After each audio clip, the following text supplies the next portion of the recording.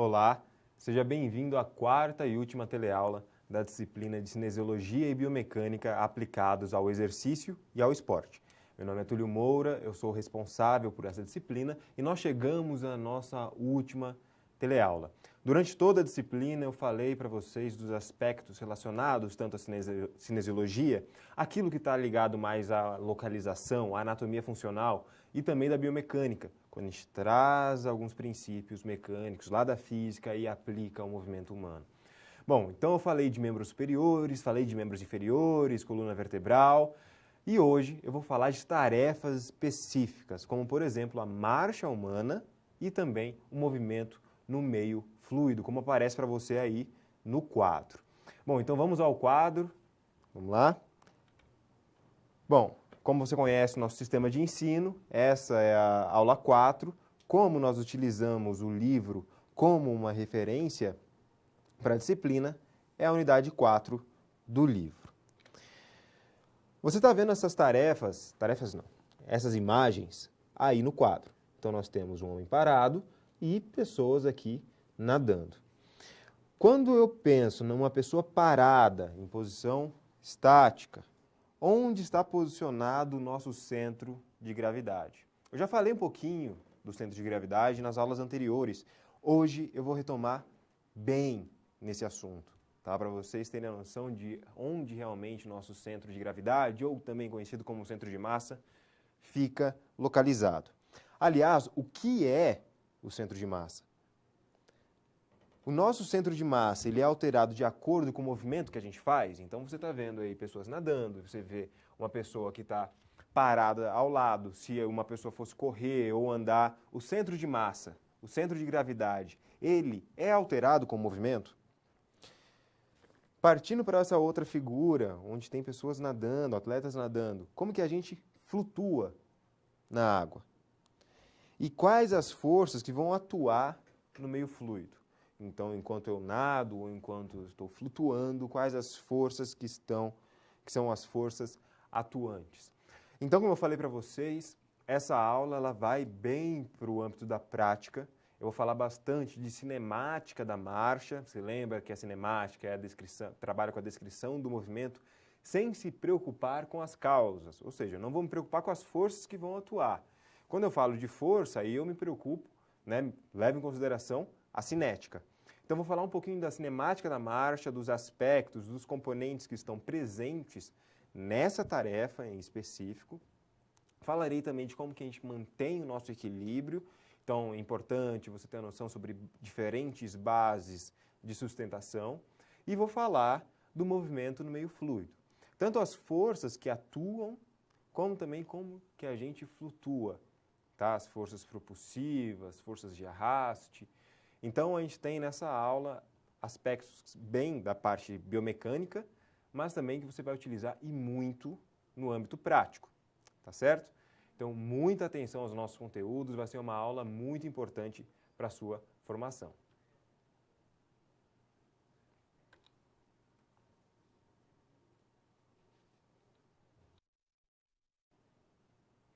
Vou começar falando sobre a cinesiologia postural.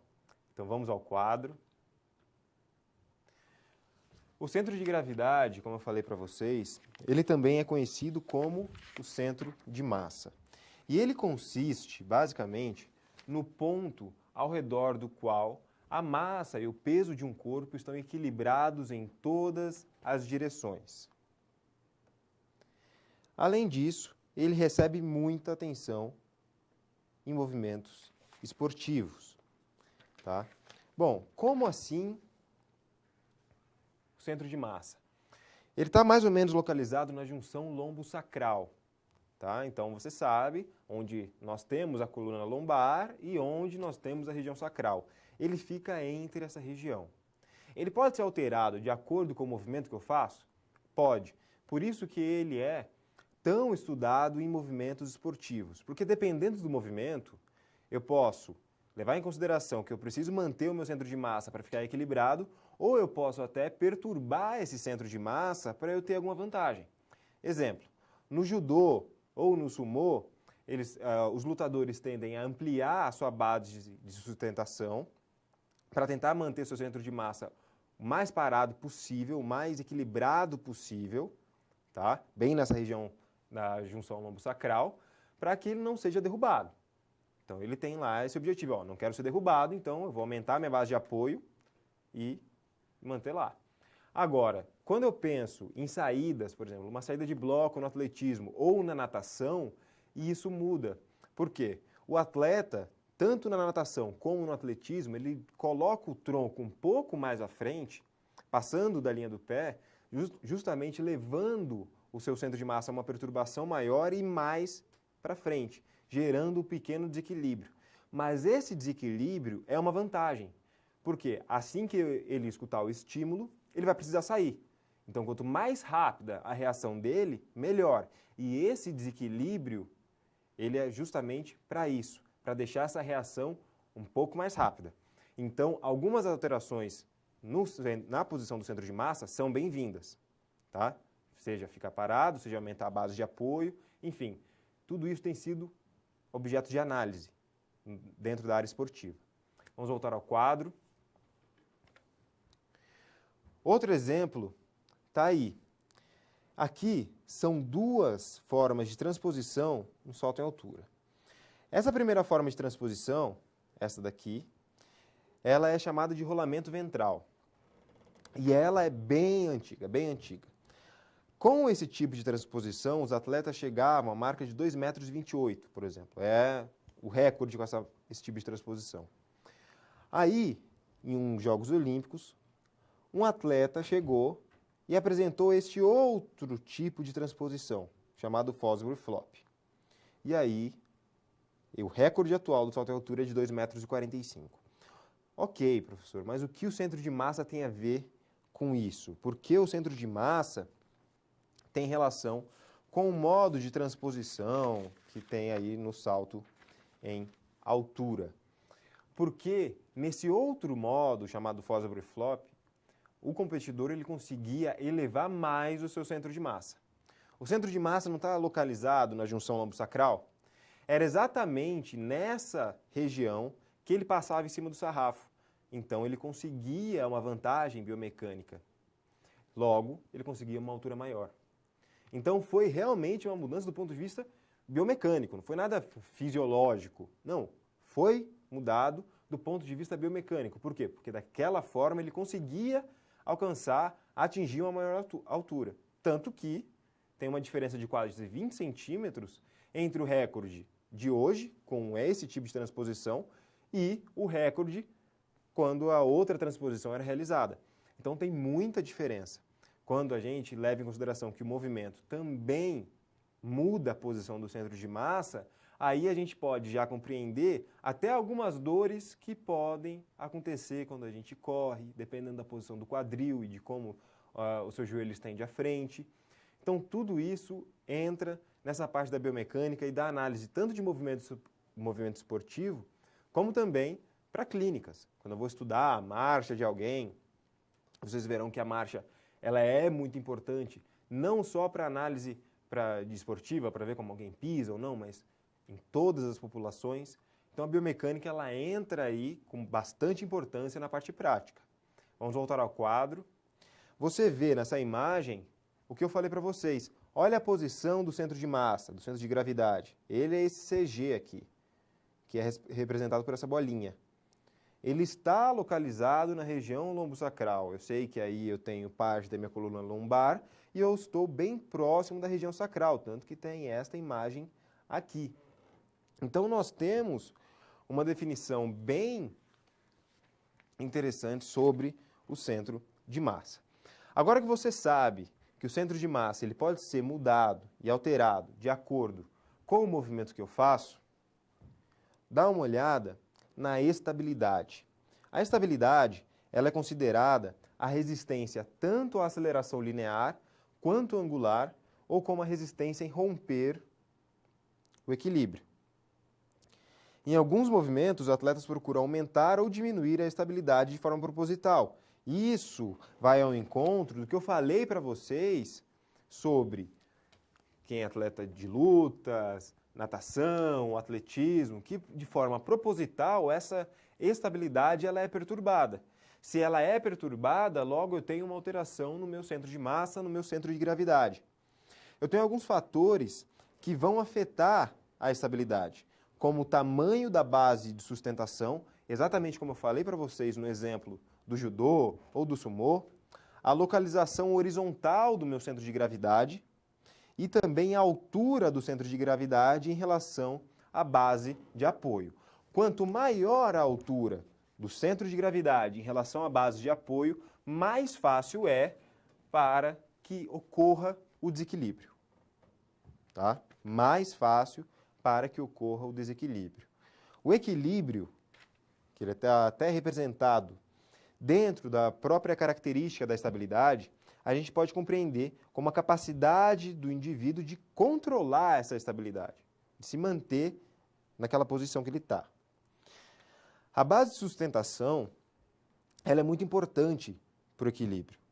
E aqui eu trago para vocês 5 tipos de base de sustentação. O tipo A, como você vê aí na imagem, e no livro didático também você pode encontrar, está como apoio quadrilátero. O tipo B é o apoio angulado. O tipo C, apoio em um único pé. O tipo D é a postura em 3 pontos e, por último, o tipo E, a postura em 4 pontos. Mesmo assim, pessoal, se você for procurar essas denominações em outras bases, em outros materiais, seja na internet ou em outros livros de biomecânica, de cinesiologia e biomecânica, você pode encontrar outros termos também. Então, sugiro que você entre em bases de dados, vá lá, faça sua pesquisa e encontre outros termos equivalentes a esse. Equivalente a esse, tá? A mesma posição, mas que tem um outro nome. É bem importante para que você reconheça isso em artigos científicos. Porque uma vez você vai procurar, vai pesquisar sobre isso, você vai encontrar um termo específico e não vai saber reconhecer. Então, é importante que você dê uma olhada também. Vamos voltar ao quadro? Bom, eu posso compreender que a capacidade do corpo em manter o equilíbrio é aumentada por alguns fatores.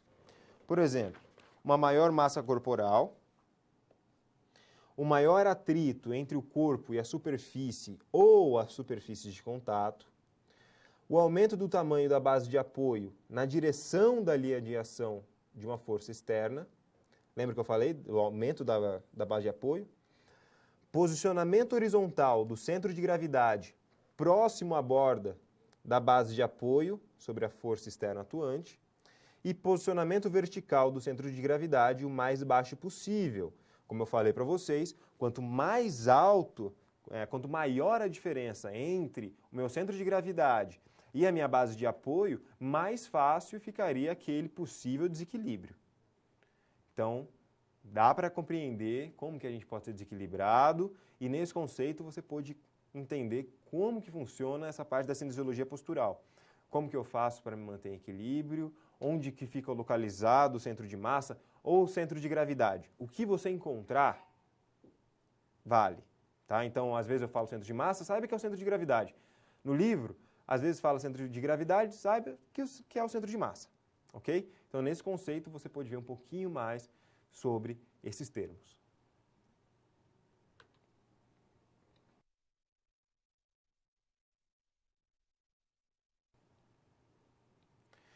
Eu vou falar sobre a marcha normal. Então, a gente chega a uma tarefa em específico. Falarei da parte da cinemática, das partes que conferem à marcha uma atenção especial dentro da área da biomecânica. Então, se você pesquisar congressos de biomecânica, você vê que tem uma seção especial só para falar de marcha. Tem pessoas que são especializadas em falar de marcha, em equilíbrio, em centro de gravidade, em centro de pressão, tudo isso. Tá? Então, é uma tarefa muito importante, não tem como a gente passar pela disciplina de cinesiologia e biomecânica sem falar de marcha. Tanto que se pegar todo o livro, eu posso falar para você que 90%, 95% desses livros vão abordar a marcha no seu conteúdo. Então, vamos voltar ao quadro? Vamos dar uma olhada nos conteúdos. Bom, eu posso compreender a marcha como a maneira ou o estilo de caminhada. Ok? Eu ainda entendo que o ciclo da marcha, e muita atenção aqui, o ciclo da marcha, ele está relacionado ao período em que o calcanhar de um pé toca o solo até o momento em que ele volta a tocá-lo. Então, não estou falando de um ciclo que eu piso com o direito e o ciclo vai acabar quando eu pisar o esquerdo. Não, eu piso direito, piso o esquerdo. Quando eu novamente apoiar o direito no chão, aí acabou o ciclo. E vice-versa, tá? Se fosse o esquerdo também seria dessa forma.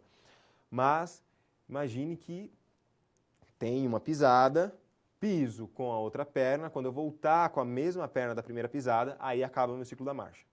Então, vamos padronizar, que fica um pouco mais simples de você compreender, até de você entender como os estudos avaliam a marcha enquanto uma tarefa biomecânica. Tá? Então, vamos compreender o ciclo da marcha desta forma. Vamos voltar ao quadro. Ele tem 3 partes fundamentais. Primeiro, a aceitação do peso. Segundo, o apoio simples. E terceiro, o avanço do membro. E aí, para compreender mais sobre o que é o que nesse caso, você vê essa imagem que apresenta uma descrição presente no livro. E aí nós temos as diferentes fases. Então, a fase A, ela está completamente ligada à fase de apoio, esse A aqui, e a fase B, ela está relacionada à fase de balanço. Como você pode ver na imagem, eu tenho uma duração muito maior de quem, pessoal? Da fase de apoio. Então, eu sei que durante a marcha, a minha fase de apoio, ela leva muito mais tempo do que a fase de balanço. E aí nós temos pequenos movimentos, como o A1, também denominado como contato inicial. Nesse momento, ocorre o contato com o solo com o calcanhar. É um período que ele é caracterizado por um apoio duplo. Então você vê mesmo, nesse momento A1, eu estou com os 2 pés tocando o chão. Tá? O membro contralateral está no fim do apoio. Então, enquanto um está entrando aqui, o outro está quase deixando o chão. Não está deixando ainda, eu tenho o apoio duplo. O A2 é o resposta à carga. Mas qual carga? Bom, o próprio peso do corpo. Se você perceber bem, nós temos uma pequena setinha preta, mais ou menos aqui. Tá? O peso do corpo, ele é transferido à perna e o pé desce em direção ao solo. Aí, além do calcanhar, eu tenho quase meu pé inteiro já tocando, né, o chão. E o membro contralateral se encontra em pré-balanço, ou seja, ele já começa na parte contralateral a partir para o balanço. O A3 é conhecido como apoio médio, e aí nesse apoio médio nós temos a continuidade da fase de apoio e o centro de massa do corpo vai se mover diretamente sobre o pé. Se você traçar uma linha aqui do centro de massa, digamos que ele está por aqui, você vai ver que ele realmente está no pé. Lógico, uma linha mais reta do que essa que eu fiz, mas você pode compreender dessa forma. Nós temos o A4, que é o apoio final. É o momento em que o calcanhar ele vai subir. Tá? Você está vendo aí na perna que está na cor vermelha. E as pernas avançam sobre o antepé e o tronco se move sobre o membro de sustentação, que vai estar em extensão. O membro contralateral se encontra em balanço final. O membro contralateral, que é a perna que não está em vermelho, está quase apoiada no solo. Está quase, ainda não está. A4. O A4 é o apoio final. É o momento que nós teremos... Não, o A4 eu acabei de falar para vocês, né? O apoio final, eu acabei de falar. Aí nós temos o A5, tá? Que é a fase de pré-balanço, que temos o contato com o solo em direção às cabeças dos metatarsais, ou seja, em direção aos dedos do pé, coincidindo com o pé oposto, que vai fazer o contato. Tá? Este período vai terminar com o levantamento dos dedos. Aí eu parto para a parte do balanço. Isso sempre considerando a perna que está pintada de vermelho. Por favor. Fase de balanço. Eu vou ter o balanço inicial, que é quando é o momento em que o pé não está mais em contato com o solo, isso está bem nítido, né? Não está mais em contato com o solo. Aí, nessa subdivisão, com o pé levantado, os joelhos eles estão flexionados para encurtar a perna e atender a necessidade de aceleração. Então, você ainda verá sobre isso. Além disso, o membro contralateral está no início do apoio médio.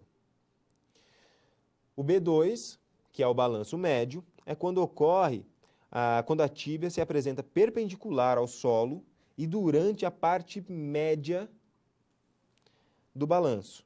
Tá? O membro contralateral está no fim do apoio médio. E por último, nós temos aí o B3, que é o balanço final. No balanço final, como o próprio nome diz, é a última parte aí do balanço, que é quando a perna se prepara para fazer o contato com o solo novamente durante o balanço final. Então você pode ver que esse é o ciclo da marcha, tá? Não tem como confundir o ciclo. Então ele começa com a perna, nesse caso, a perna direita, tocando o solo. Aí ela passa por toda a fase de apoio. Vamos para a fase de balanço, que é o momento em que a perna esquerda ela já toca o solo. E aí o ciclo só vai terminar, pessoal, quando eu novamente apoiar a minha perna direita. Se fosse com a esquerda, ia ser a mesma coisa, tá? Eu estou falando dos mesmos parâmetros. Mas isso aí serve para você entender como a fase de apoio ela tem essa grande diferença em relação à fase de balanço. A fase de apoio é mais longa, tem aquele momento de apoio duplo. A fase de balanço é um pouco mais rápida. E o ciclo, ele começa um passo, do outro passo com outra perna, ele para, o ciclo termina quando eu repito o passo com a perna que eu realizei lá atrás do primeiro passo. Ok? Nós temos ainda alguns termos sobre passada e passo que vão ficar mais claros para você ainda. Nesse conceito, você pode compreender o que é o apoio, o que seria a fase de apoio e o que seria a fase de balanço dentro da marcha.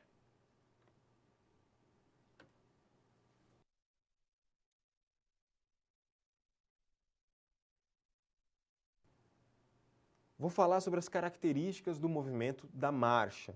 Então, muita atenção agora, que você vai compreender mais sobre esse tipo de tarefa, lógico, do ponto de vista biomecânico. E agora que você sabe já sobre apoio e balanço, vai ficar um pouco mais simples, já está familiarizado com essa tarefa. Então, vamos ao quadro. Bom, você está vendo aí nessa imagem que nós temos o comprimento do passo. Então, o que seria um passo? Um passo é quando eu apoio, por exemplo, o meu pé direito e depois apoio o meu pé esquerdo.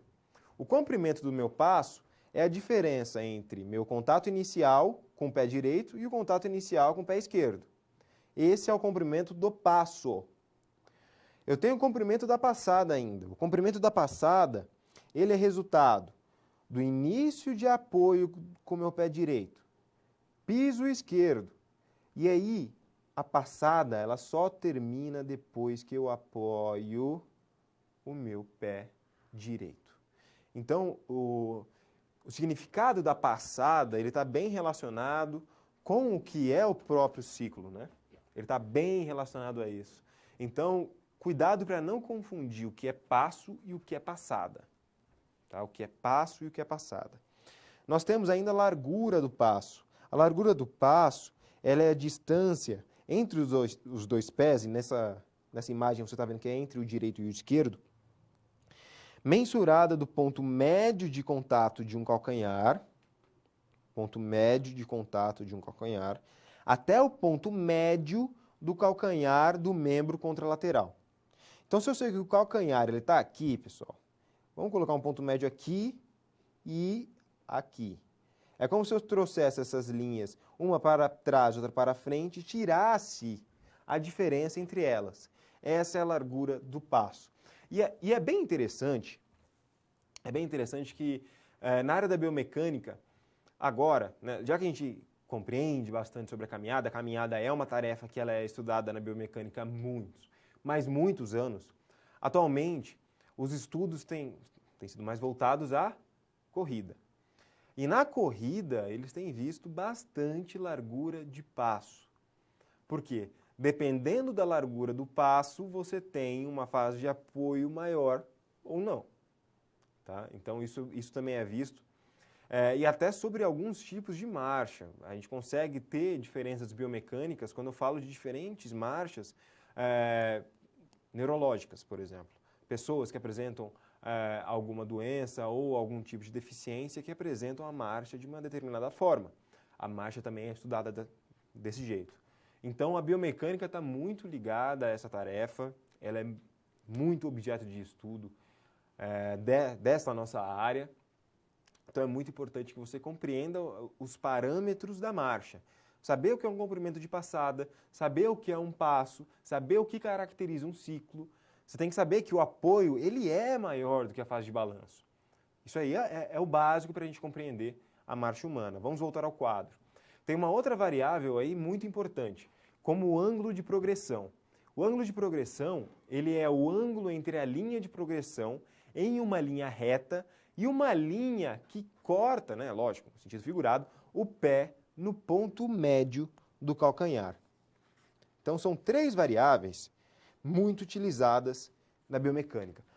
Outra variável, bom, nós temos a velocidade, né? Você já sabe que é a distância coberta com determinados tipos de tempo, tem aí os metros por minuto, comprimento da passada e a cadência.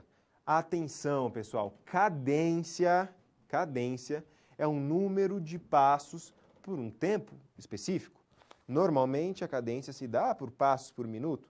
Eu trouxe essa tabela para vocês, só como exemplo, tá? Como são variáveis que são estudadas.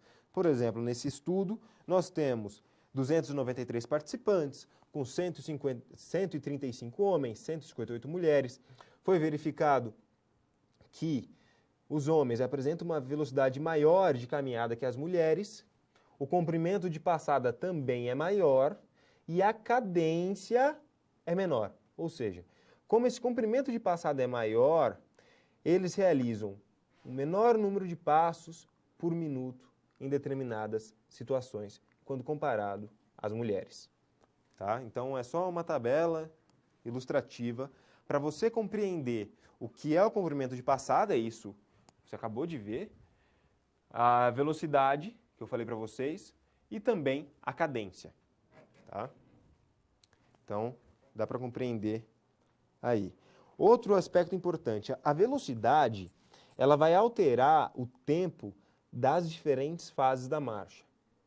Vai alterar o tempo. Vai alterar o tempo de apoio e o tempo de balanço.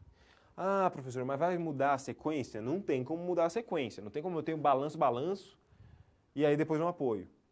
Tá? Eu tenho uma fase de apoio, uma fase de balanço. Uma fase de apoio, uma fase de balanço. É assim que a marcha é caracterizada. Se fosse uma outra sequência, já não seria mais a marcha.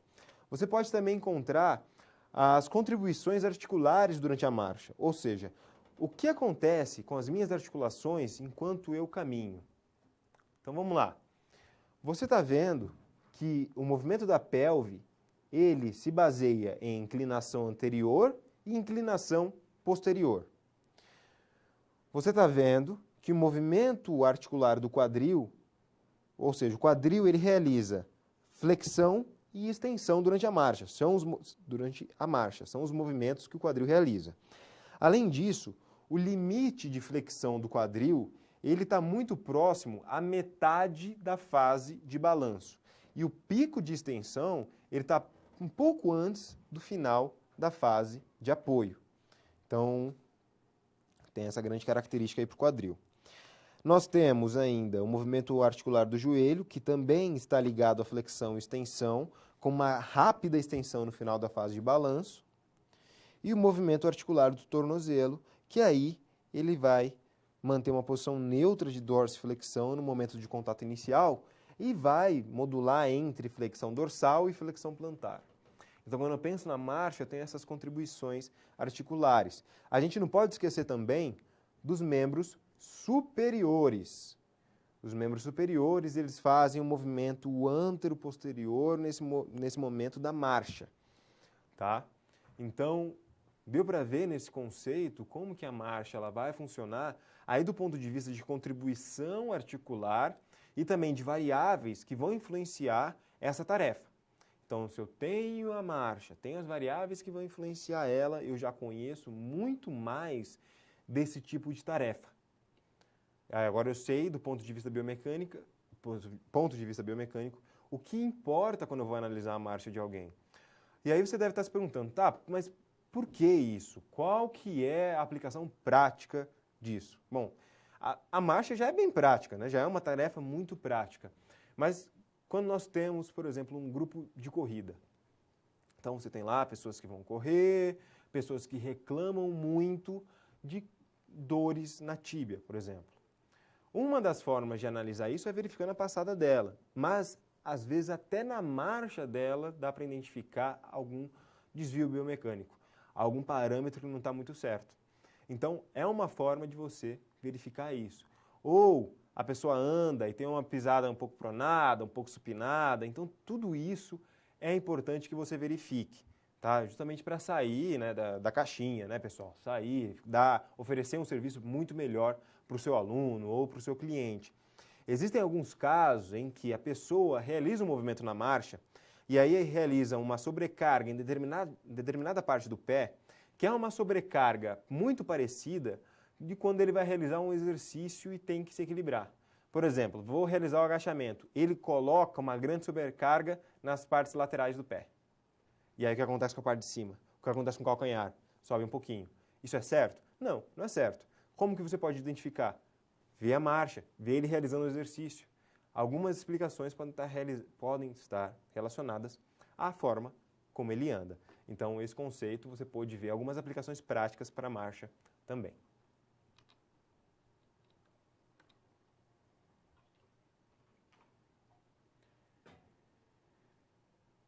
Nossa primeira situação problema vai falar sobre a elevação do centro de gravidade. Então vamos ao quadro. Um aluno possui uma grande impulsão vertical e desenvolvimento de velocidade para a prova do salto em altura. No entanto, ao aprender as técnicas desenvolvidas, notei que o rapaz consegue saltar uma maior altura quando realiza o estilo técnico Fosbury Flop, ao invés do rolamento ventral. Levando em consideração o que foi apresentado, como podemos resolver essa situação.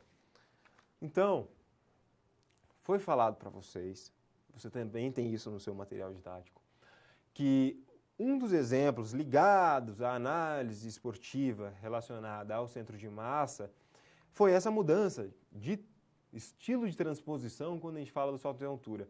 Então, isso aconteceu por volta de 1968, para ser mais exato, tá? Nas Olimpíadas do México, em 1968, que foi apresentado um novo modelo de transposição. Pô, legal, uma novidade, dá para conseguir uma maior altura, mas o que eu quero chamar a atenção não é por esse fato que ocorreu, mas pela explicação para o fato. Por que ele dá certo? Por quê? Porque altera a posição do centro de massa no momento de transposição do sarrafo. Uma coisa é, se eu passar de frente, eu tenho uma posição do meu centro de massa. Se eu passar pelo Fosbury Flop, aí meu centro de massa ele é elevado bem na posição onde está a barra e eu consigo passar uma maior altura. Viu como nós podemos utilizar de alguns movimentos, mudando a posição do centro de massa para obter alguma vantagem. Tá? Falei disso, falei sobre as diferentes bases de apoio e como a diferença em base de apoio pode também levar a alguma vantagem esportiva. Então, tudo isso está explicado pela biomecânica. Tá? Então, mais um exemplo para você que pensa, eu não vou usar a biomecânica para quê? Para nada, né? Tá vendo como vai usar bastante.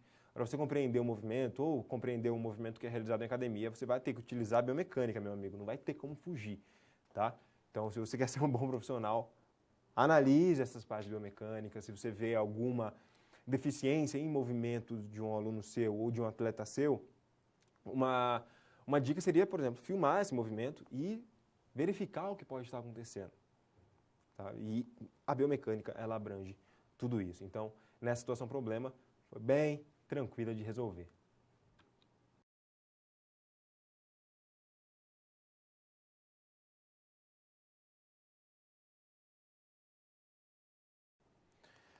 Agora eu vou falar sobre outros tipos de marcha.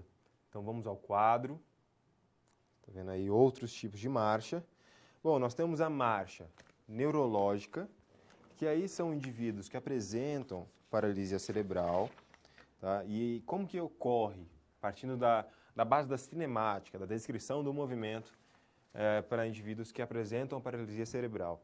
O contato inicial costuma ser feito com o joelho em uma flexão significativa, o que já diferencia bastante para a marcha normal.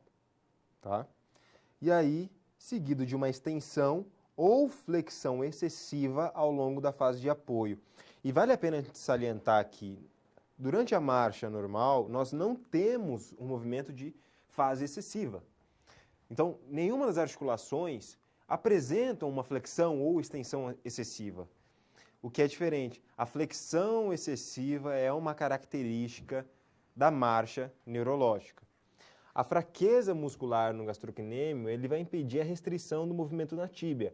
E é exatamente essa fraqueza que você vê aqui que causa essa flexão excessiva. Então nós temos na marcha neurológica uma grande diferença já partindo do lado da cinemática. A fraqueza muscular do gastrocnêmio, ela vai impedir a restrição do movimento da tíbia. Se eu tenho essa restrição, se eu não tenho, né, essa restrição, o que vai acontecer? Eu não tenho nada que vai segurar do meu joelho flexionar muito. Então é essa fraqueza muscular, aliás, associada a outras. Tá? Indivíduos que apresentam paralisia cerebral já apresentam uma grande fraqueza muscular de membros inferiores. Tá? Então é uma característica muito marcante, essa flexão excessiva no momento da caminhada. E isso é explicado biomecanicamente, principalmente analisado do ponto de vista muscular e também de movimentos articulares. Vamos voltar ao quadro. Além disso, nós temos a marcha atáxica, que é uma outra patologia neurológica, que o que vai mudar nessa marcha é o comprimento de passo, que ele vai ser desigual, e a largura irregular.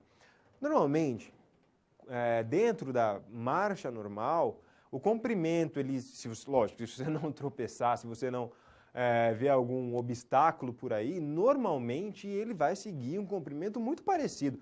Vai variar de acordo com algum aspecto ambiental, mas enfim, a variação ela é pequena. A largura também vai variar pouquíssimo, tá? Estou falando de pouca coisa mesmo. Agora, quando a gente fala da marcha atáxica, aí é completamente diferente. Então é como se eu desse um passo e fosse lá na frente, com uma grande amplitude, com um grande comprimento, e o próximo passo ele é mínimo. Ele é muito pequeno e assim vai, não tem um padrão. A largura também é irregular. Eu posso ter uma largura de uma maior base de apoio, como também posso ter uma largura de uma pequena base de apoio. Tá? Então, é uma característica marcante dessa marcha. O braço ele vai ocorrer sem balanço. Então, ele não vai fazer esse movimento anterior-posterior. Ele vai ficar parado. Ele fica parado nessa posição. Aí, aliado à largura irregular, que hora está aqui aqui no meio, hora lá no canto, comprimento de passo. Então, fica uma marcha muito perturbada. Muito. Os parâmetros cinemáticos da marcha são completamente perturbados nessa situação. Vamos voltar ao quadro. Movimento com base ampla, como eu falei para vocês, tá? A largura do passo ela vai ser bem irregular. A base de apoio ela é muito ampla, tá? Então existe um afastamento grande entre uma perna e outra e incapacidade de regular a postura. Essa incapacidade ela fica muito clara quando a gente vê as características da marcha atáxica. Realmente, com um comprimento de passo desigual, com uma largura irregular também. O braço, que ele faz aquele movimento anterior-posterior também para te auxiliar no equilíbrio, já não se movimenta também. E o movimento da base, ele é amplo. Mas isso pode ajudar a manter a postura. Mas, uma vez que os parâmetros cinemáticos são completamente irregulares, a velocidade do meu passo também vai ser irregular. Então, hora ele volta mais rápido, hora ele voltar um pouco mais devagar. Isso tudo deixa muito difícil daquela pessoa manter a postura. Então, por isso que mesmo com uma base ampla, ele tem muita dificuldade em regular a postura enquanto faz a marcha. Essa incapacidade de regular a postura pode ser explicada por diversos fatores, como também movimentos com o tronco. O tronco, ele não fica ereto durante a marcha. Nessa marcha, eu estou dizendo, pessoal. E ele fica hora para trás, hora para frente, hora para trás, hora mais para frente ainda.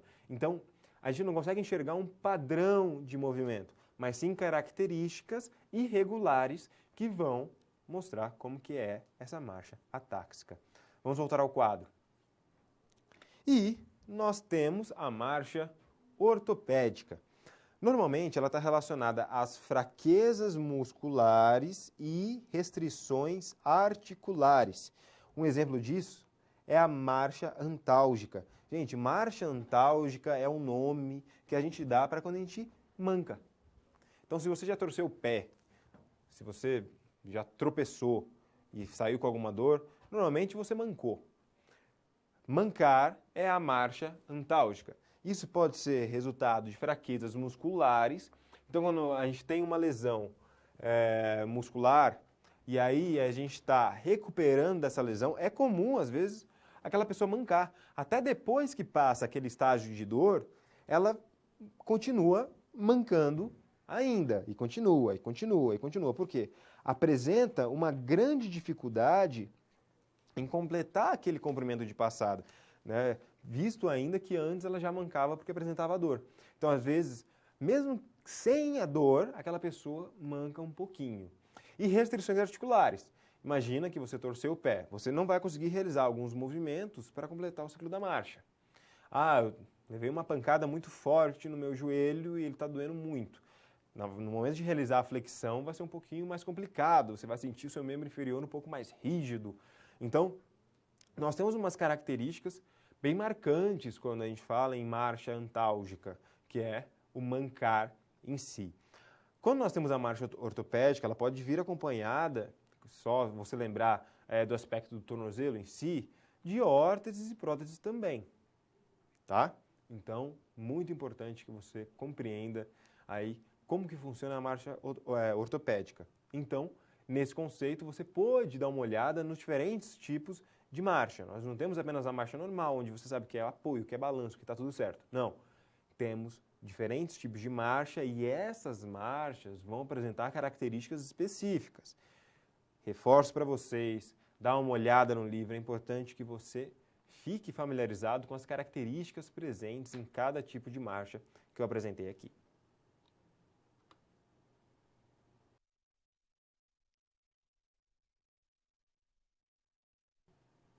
Eu vou falar agora dos movimentos no meio fluido. Então, como que eu vou me locomover, né, já que essa aula está completamente ligada à locomoção no meio fluido? Você sabe como a gente marcha, mas e na água? Tá? Então, esse conceito vai ser voltado completamente ao movimento no meio fluido. Então, muita atenção às informações que eu vou te passar agora. Tá? Então, vamos ao quadro. Bom, antes de você compreender os tipos de arraste que existem, é importante que você saiba dois componentes importantes quando a gente fala de movimento no meio fluido. Um desses componentes se chama densidade. A densidade, ela é a relação que existe entre massa, aí entenda como massa a sua massa, tá? E o volume presente naquele meio fluido. E a viscosidade,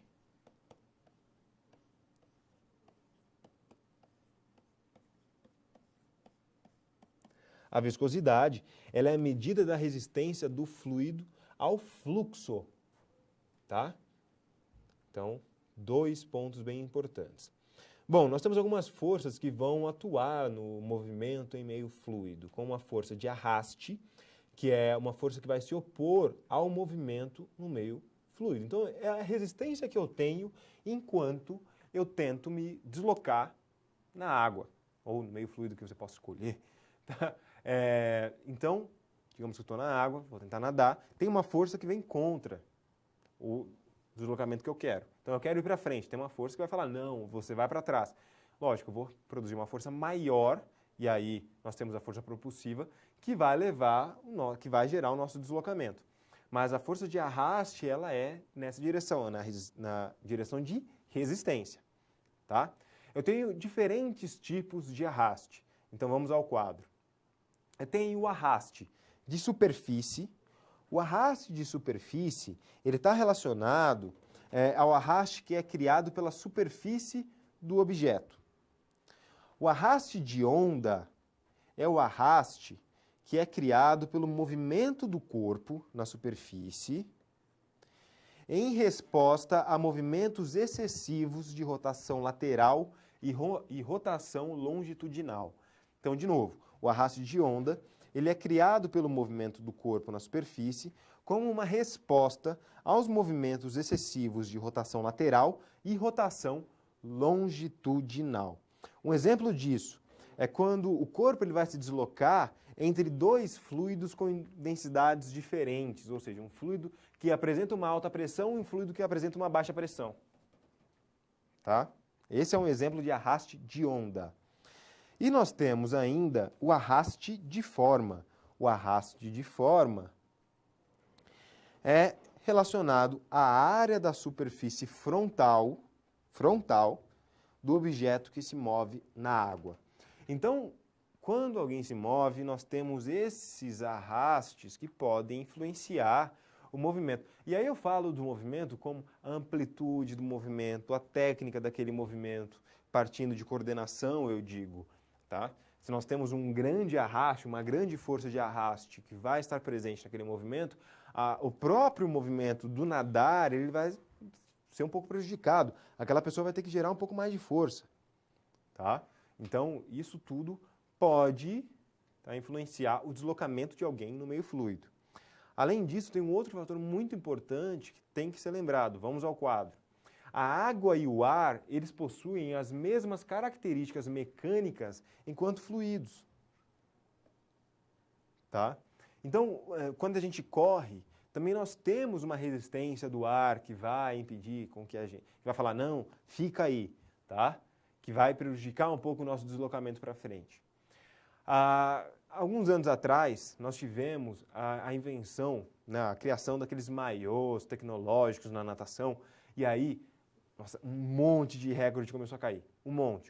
Todo mundo começou a bater recorde, era recorde caindo toda hora. Por quê? Porque a roupa, ela auxiliava nesse combate à força do arraste. Tá? Ele conseguia se deslocar melhor. Logo, ele conseguia chegar antes do que os recordes antigos. E aí, o que aconteceu? A Federação Internacional de Esportes Aquáticos chegou e falou, ó, vamos suspender essa parte, o uso desse tipo de maiô, tá? Porque existe realmente uma vantagem do quê? Biomecânica. Então, tinha também uma explicação, e aí essa explicação levava a crer que, olha, são marcas que caem de muito tempo atrás, que antes não era muito difícil de alguém conseguir. E aí virou, foi depois que alguém colocou a roupa, e aí todos os competidores começaram a colocar esse tipo de vestimenta, e começou a um monte de recorde a ser detonado. Aí teve essa decisão. Logo, os recordes ainda caem, mas bem menos do que naquela época. Então, nós temos uma explicação biomecânica para isso. Além disso, você vê corredores, ciclistas, que também utilizam aquelas roupas um pouco mais coladas. Tá? Por quê? Você tem a resistência do ar. Então, você tem lá um corredor. Dificilmente você vai ver ele correr com shorts. Justamente a lycra, é uma roupa um pouco mais apertada. Quando você vê um ciclista também, o ciclista ele não está lá de regatona e short, tá pedalando. Não, ele está com uma roupa completamente colada, na calça também, ou em forma de shorts, mas lycra, né? Bem junto ao corpo. Por quê? Porque ele tem a resistência do ar contra ele. Ele está querendo produzir uma maior velocidade. Quando ele produz uma maior velocidade, essa resistência ela também aumenta. Tá? Lembra das forças, das leis aplicadas a Newton também, que aquela força que eu faço para ir para algum lugar, ela está voltando para mim. Falando, não vai. Então, o movimento precisa ser gerado e logo a gente tem alguns aspectos biomecânicos que entram até na vestimenta que você utiliza.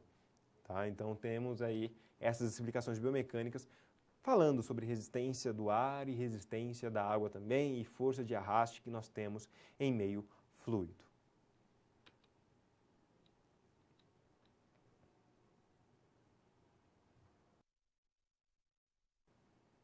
Eu vou falar sobre a flutuabilidade e as forças que atuam no movimento em meio fluido.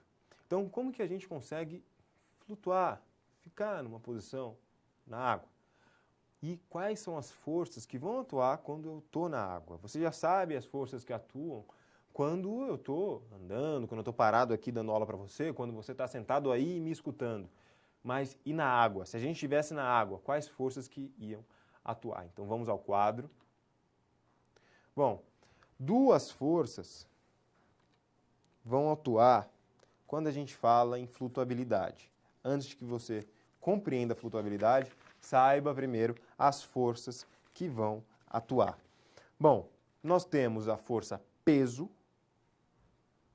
que ela é conhecida como ação de aceleração da gravidade sobre a massa do indivíduo. Então, gente, ela é em qual direção? Esta direção, para baixo, tá? E a força de empuxo, que é igual ao peso do volume da água deslocada pela imersão de um corpo em meio fluido. Então, nós temos aí a força de empuxo também como uma força importante quando a gente fala em flutuabilidade. A flutuabilidade em si, ela pode ser considerada como a permanência do corpo em um meio líquido. Quanto mais submerso um corpo estiver, maior será o empuxo, tá? Para vocês terem uma noção. Essa força de empuxo. Quanto mais submerso, maior será essa força de empuxo. Mas para que a flutuabilidade ocorra, eu tenho que ter uma relação específica entre a força peso e entre a força de empuxo. Qual que é essa relação? Você vê nessa imagem, essa imagem ela é perfeita para você compreender como alguém consegue flutuar. Eu tenho aqui a força peso indo para baixo aqui, né, você vê aqui, e eu tenho a força para cima, né? Essa força de empuxo. Elas não estão alinhadas nesse caso. Vamos considerar que a força é a mesma. A força peso tem o mesmo valor que a força de empuxo. Se elas têm o mesmo valor, mas não estão alinhadas, como nesta figura, nós não temos flutuação. Então, vou colocar um não. Não temos flutuação quando as forças estão desalinhadas. Agora, olha a figura de baixo. Ah, é diferente, né? Eu tenho meu centro de empuxo alinhado com o meu centro de gravidade. Opa, então sim, eu tenho flutuação.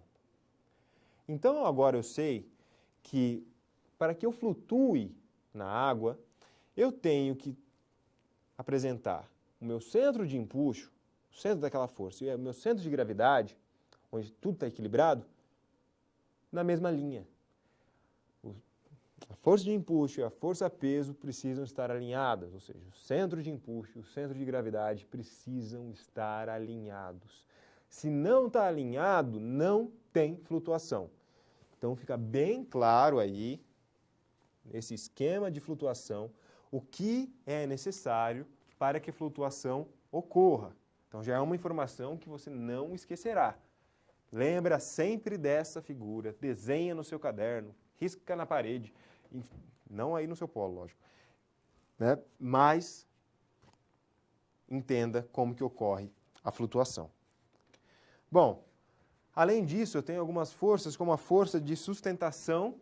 A força de sustentação é a força que vai atuar quando um corpo se movimenta em um fluido, de forma que exista um ângulo que seja diferente de 0 e 90 graus entre este e o fluxo.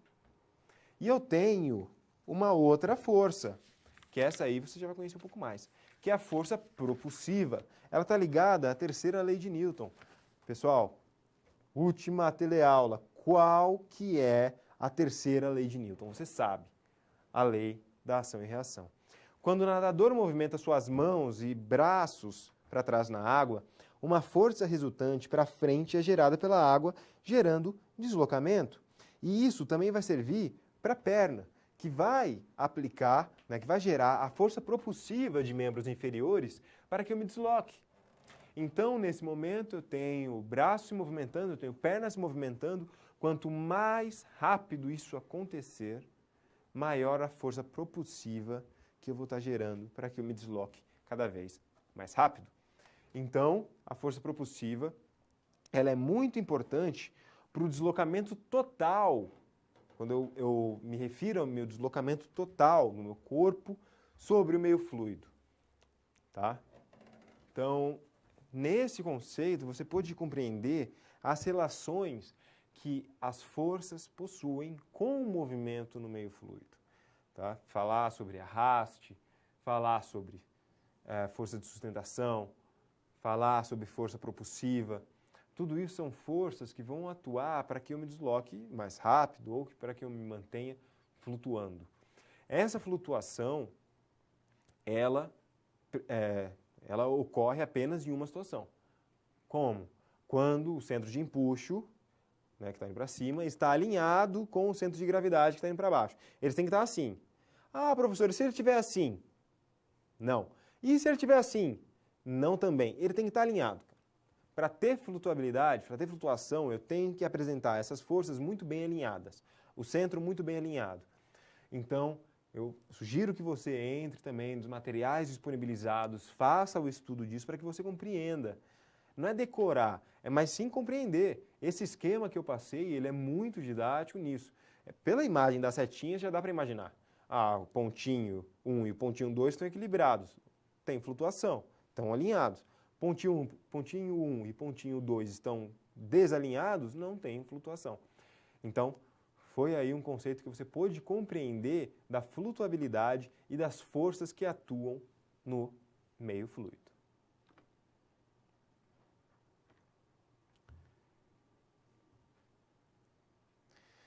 Temos aí a nossa segunda situação-problema, que ela vai tratar de flutuação.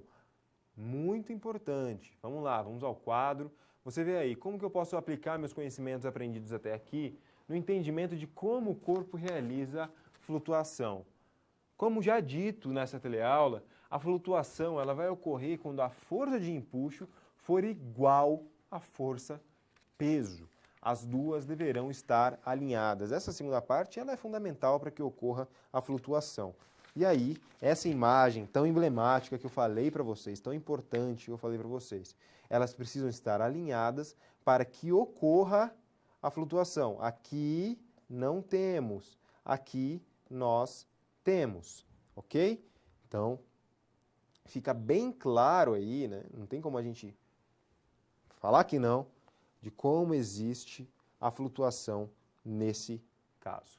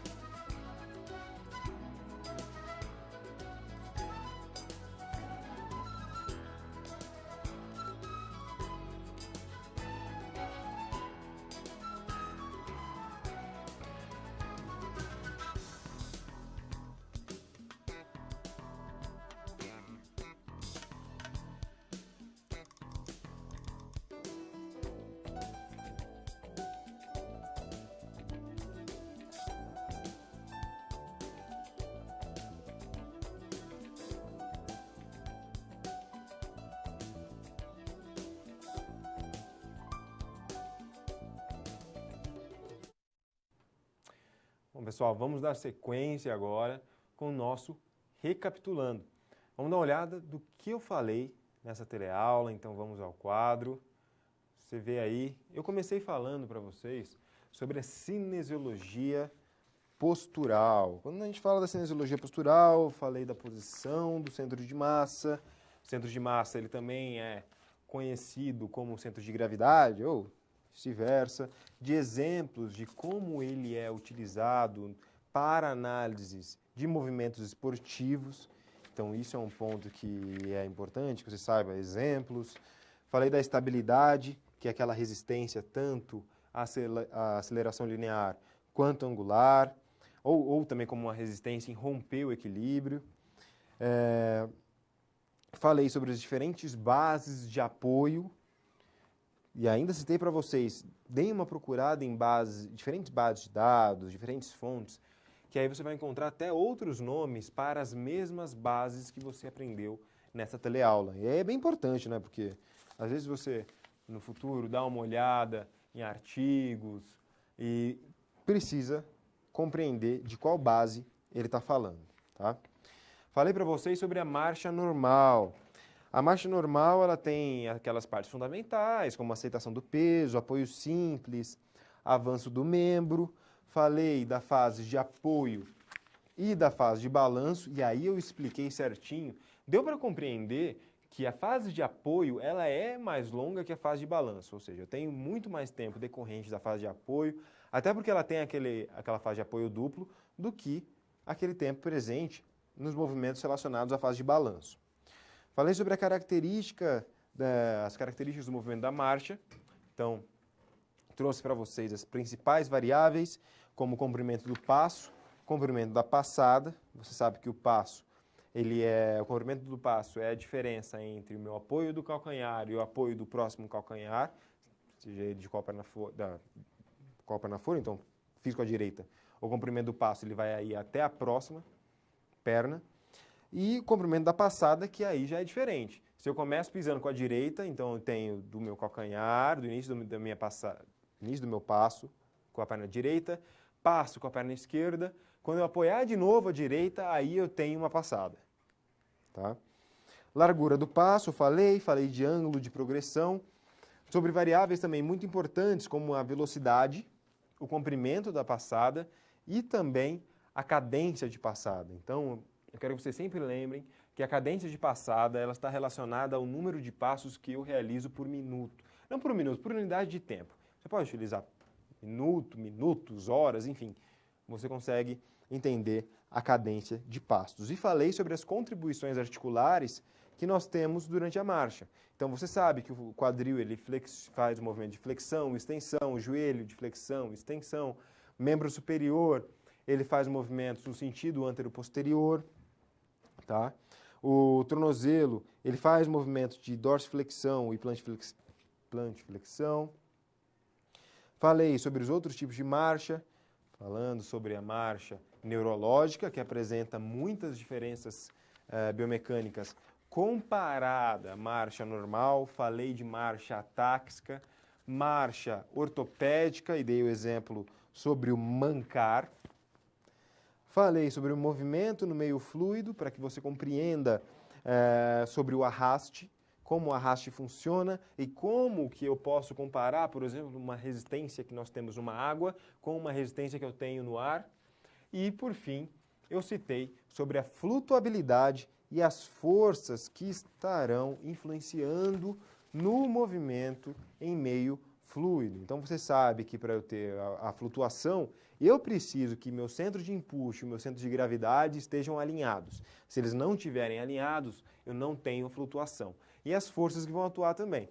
Fora essa força de peso, a força de empuxo, eu tenho as forças de sustentação e a força propulsiva. Força propulsiva justamente para que eu vá mais para frente. Tá? Então, eu tenho falei durante essa teleaula de tarefas bem específicas. Falei da marcha humana, que eu já falei para vocês, que é o objeto de análise e muita análise em biomecânica, recebe uma atenção especial da área da biomecânica. E também falei do movimento no meio fluido. Movimento no meio fluido, Também não tem como a gente passar por cinesiologia e biomecânica sem falar de como que a gente se movimenta, como que a gente flutua em um meio líquido. Então, você pode ver, não só nessa teleaula, mas em toda a disciplina, como tudo isso é aplicável. Tá? Eu me deparei muito já em situações onde, cinesiologia e biomecânica é chato, é difícil. Olha, existem matérias, existem disciplinas no curso que realmente não são, apresentam aquela facilidade toda. Tá? Se bem que eu considero isso muito subjetivo. E a cinesiologia e biomecânica é uma dessas. Você precisa buscar sempre os materiais, por isso que você tem tanto material à sua disposição, e também as teleaulas para você compreender como que ocorre, como que a biomecânica está ligada à educação física, como a cinesiologia está ligada à educação física. Tudo isso você vai utilizar. Não tem como você atuar na profissão sem analisar um movimento. Eu não conheço, só aquelas pessoas mais acomodadas mesmo, que vão naquelas revistas, compram em banca de jornal e veem, para você ganhar massa muscular, faz só 3 séries de 8, mas não importa como você realiza. Não importa quanto que você agacha no meio agachamento, não importa quanto seu joelho flexiona no exercício de avanço a fundo, não, é só fazer que você ganha. Gente, não tem como. Né? A gente precisa sair um pouquinho da caixinha e a cinesiologia e biomecânica é uma área que te dá isso aí, tá certo? Eu espero que vocês tenham gostado da disciplina, eu fico à disposição de vocês aí para eventuais dúvidas. Sugiro a vocês todos um ótimo semestre, foi muito bom estar aqui, agradeço também a todos os tutores pela colaboração, vocês foram sensacionais, foi tudo muito certinho, não houve desespero, foi ótimo, muito obrigado. Fica aí que você vai ter um recado muito importante sobre estágio, então fica aí que daqui a pouco você vai ter esse recado. Até mais, tchau, tchau.